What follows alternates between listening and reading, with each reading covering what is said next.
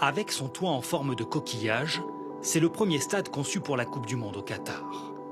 Inauguré il y a quelques semaines, il a une particularité, il sera entièrement climatisé. Aujourd'hui, il fait très chaud, quasiment 42 degrés. Et plus on va s'approcher du terrain, plus la température va s'abaisser.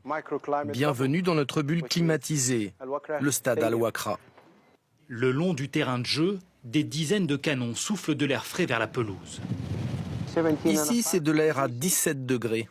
Pour lutter contre les températures accablantes, la Coupe du Monde 2022 sera décalée au mois de novembre. Mais même à cette période de l'année, il peut tout de même faire plus de 30 degrés.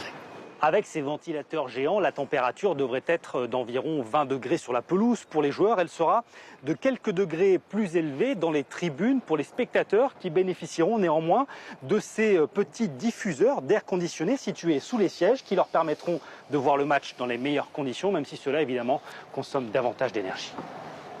Une Coupe du Monde au milieu du désert, le concept est depuis longtemps décrié. Alors le comité organisateur dit tout faire pour limiter l'impact écologique de l'événement et surtout, il soigne sa communication à ce sujet. Avec ce laboratoire à ciel ouvert où 36 types de pelouses sont actuellement testés. C'est la même chose qu'un peintre qui chercherait à créer différentes nuances de bleu, de rouge ou de jaune pour sa palette. L'idée, trouver celle qui résistera le mieux à la lumière et gardera une parfaite teinte de vert, tout en consommant le moins d'engrais et surtout le moins d'eau possible. Le Qatar construit également le premier stade 100% réutilisable, composé de centaines de conteneurs qui pourront être démontés puis remontés ailleurs dans le monde. Mais le chantier monumental qu'est devenu l'Émirat a aussi sa face sombre. Le sort des centaines de milliers d'ouvriers qui travaillent par des températures avoisinant parfois les 50 degrés. Le comité organisateur nous a ouvert les portes de ce logement qui accueille 700 ouvriers. Durant l'été, les chantiers s'arrêtent de 11h à 15h, au plus chaud de la journée.